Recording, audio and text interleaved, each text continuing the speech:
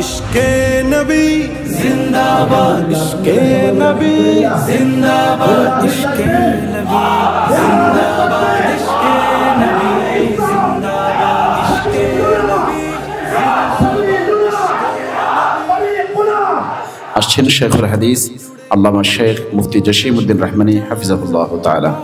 আমরা যে মানুষটার চেহারা দেখার জন্য এতদিন পর্যন্ত অধীর আগ্রহে অপেক্ষমান ছিলাম, যে মানুষটির চেহারা দেখলেই আমাদের চোখ থেকে জল ঝরত, যে মানুষটির চেহারা দেখলেই আমাদের ভেতরে এক ধরনের হাহাকার বিরাজ করত, সেই প্রিয় ব্যক্তিত্ব আজ আমাদের সামনে।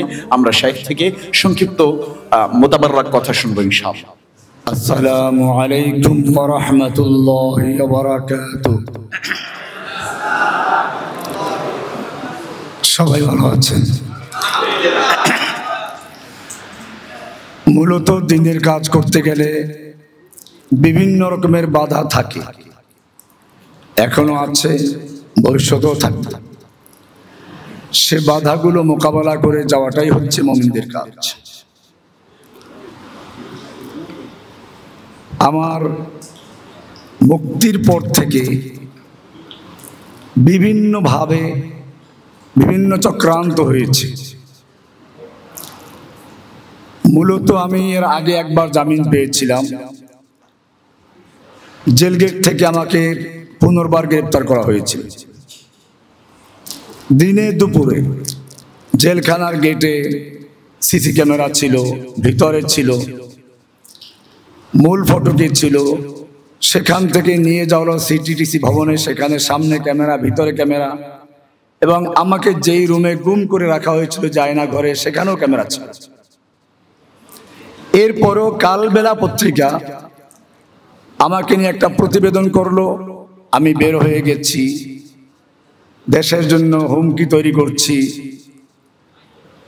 এরপর বিশাল এক প্রতিবেদন দিয়েছিল, আমি এটার প্রতিবাদ করেছি। এখন তারাই আমার বিরুদ্ধে নানান চক্রান্তে লিপ্ত আছে। বিভিন্ন গোয়েন্দা সংস্থাকে, সরকারের বিভিন্ন পর্যায়ে তারা অপপ্রচার চালাচ্ছে। আমাদের মনে রাখতে হবে, আমরা এখনো মুক্ত না, আমরা এখনো বিজয়ী না, আমাদের সামনে অনেক পথ রয়ে গেছে। আর তবে আমরা কুফফারদের ফাঁদে পা দিব না। এটা একটা কুফফারদের তৈরি করা ফাঁদ। ওরা জানে আমাদের মতো কিছু লোক যদি বাইরে থাকে ওদের জন্য বিপদ। তো সেজন্য প্রশাসনের পক্ষ থেকে যেভাবে পরামর্শ দেওয়া হয়েছে, আমি তাদের কথার প্রতি শ্রদ্ধা জানিয়ে আপনাদের থেকে বিদায় নিচ্ছি। আর আগামীকালের কালবেলা পত্রিকার অফিস ঘেরাওয়ের যে কর্মসূচি ছিল, আমি সেটা প্রত্যাহার করে নিচ্ছি।